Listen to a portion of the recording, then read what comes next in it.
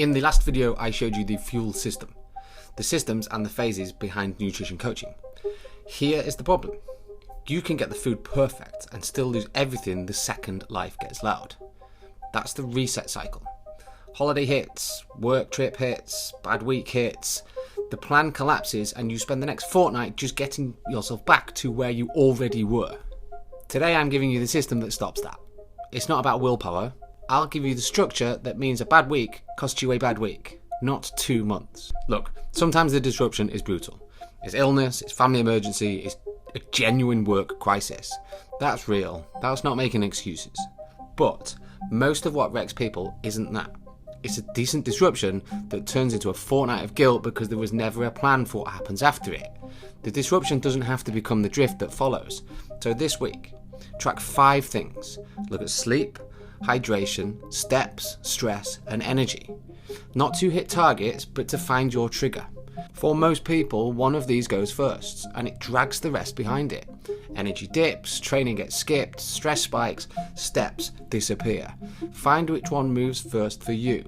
That's the one you then protect. Within our prime phase, we build the floor.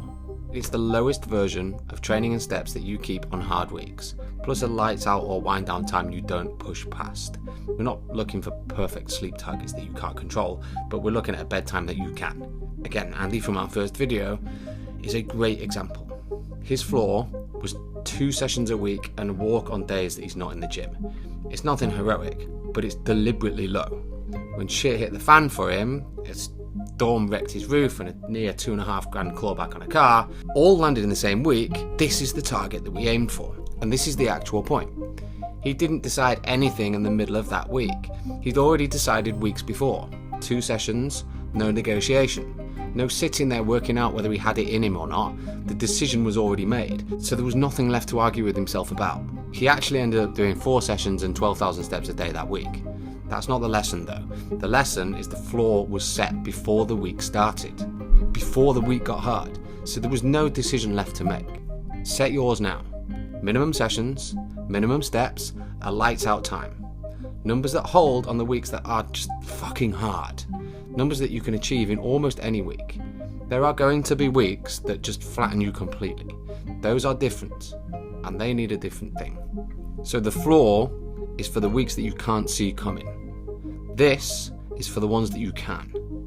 Not every night out needs a plan, but the big known disruptions do. Think travel, holiday, a genuinely heavy work stretch. Those get a protocol written down in advance, and it doesn't need to be complicated. 4 questions before you leave. Where am I staying? What am I eating? How will I exercise? And can this be an improvement on what I did last time? Answer those and nothing gets decided while you're standing in an unfamiliar kitchen or at a hotel gym that you didn't even know existed. Then one more when you get back. Did this go well? That's the one that most people skip, and it's the one that makes next time's plan better than this one. Martin did exactly this.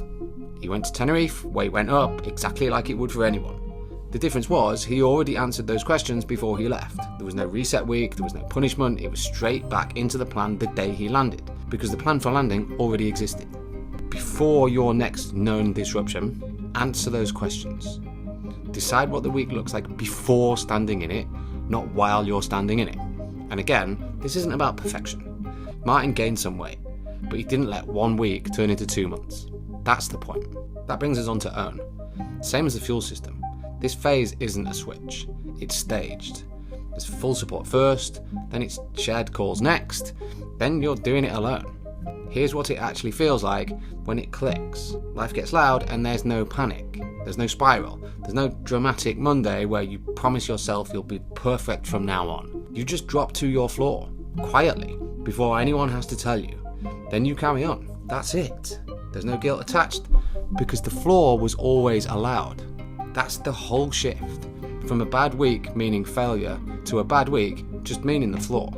So that's the momentum engine. Not a system for your best week, a system for your worst one. And own isn't the finish line here either. It's the same flywheel still turning. Next revolution's faster, easier, and never ever harder. But here's the part that matters. Your floor doesn't need to keep climbing. What changes is you. Your capacity grows. So the weeks that used to flatten you stop reaching the floor at all. Your averages go up. And once your average weeks gets higher, the best weeks just take care of themselves.